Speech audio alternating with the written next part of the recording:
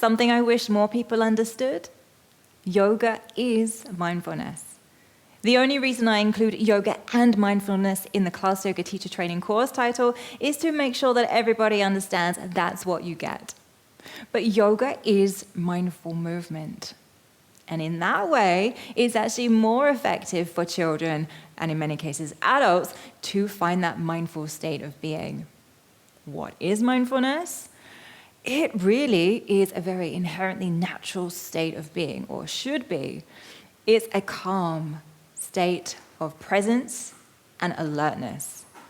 Even when we think of the future or reminisce about the past, when we're mindful, we can bring ourselves back to the present and spend most of our time here.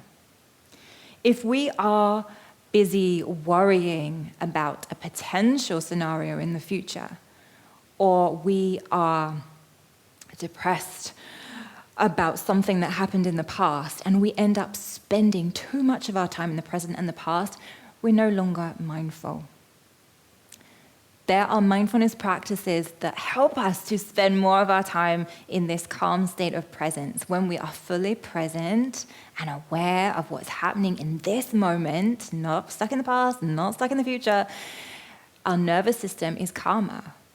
We are able to feel happier, more joyful, or at least calm and content. Anxiety and depression don't really exist in the present moment. Now, of course, we all need to think about the future. We all need to set goals and plan ahead. And it's wonderful to reminisce and have memories about the past. But we want to be spending most of our time here in the present moment, enjoying what is happening right now. It often seems to that many people think that mindfulness is a new invention. Mindfulness isn't really a thing, it's just a way of being, and it's really how we should be most of the time. The only reason that more of us aren't spending more of our time in this natural, mindful, present state of being is because of modern day living, busyness, social media, the media in general. Our life is very external. We are distracted and attracted to so many things external to us, watching the TV, listening to the radio. We don't spend much time internally, reflecting, being on our own even. Most people don't spend time doing yoga or meditation. As natural humans, we would be spending more time on our own or bored, not constantly doing things, not constantly finding things to occupy our attention, not constantly looking down at a phone or flicking on the TV screen. Those things aren't really normal or natural. It's good to occasionally feel bored, just to sit there and be with yourself, reflect inward, to be in nature, to be quiet and not constantly feel like you have to talk. So coming back to yoga as mindfulness, yoga is mindful movement. The two are interlinked. When we practice yoga, our attention is on the present moment. It's on our body, it's on our breath, it's on the feeling that we get from doing the pose. And because we have more of a sensory activation, more senses involved, it is easier to find that present state of being. So this is why I believe for children, but also for adults, yoga as that mindful movement is a much easier and more effective way to become more mindful, more present, and therefore more calm than seated meditation practices are. But with the kids, I don't actually use the term mindfulness. I often think that when we give something a label, it becomes a separate entity, something else to do, rather than a way to be.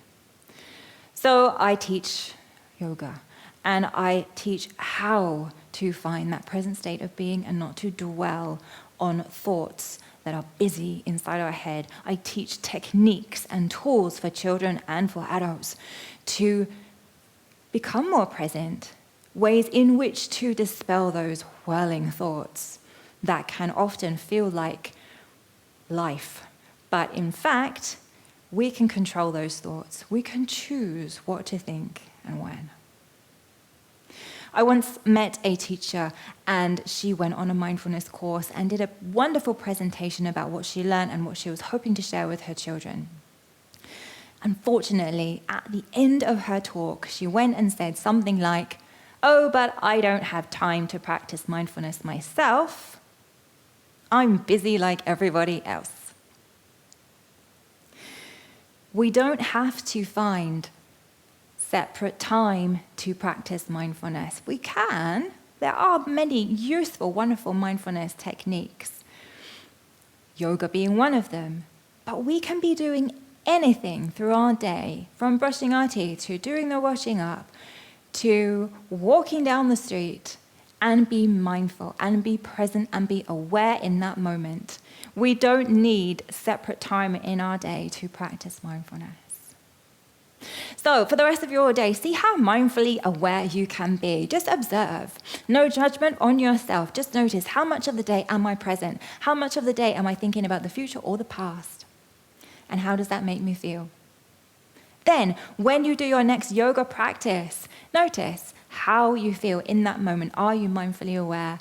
Are you focused on what it is that you're doing in that moment, on the breath, on the movement? Our mind always wanders, but let's bring it back as soon as we can into the present moment.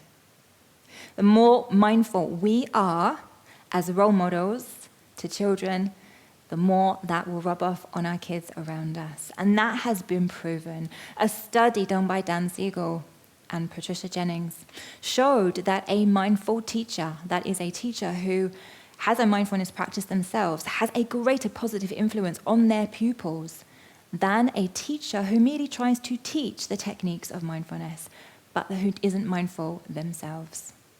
So let's be the mindful role models. Let's be people who are calm and present and attentive and aware around the children with us, because that will have the greatest impact on them.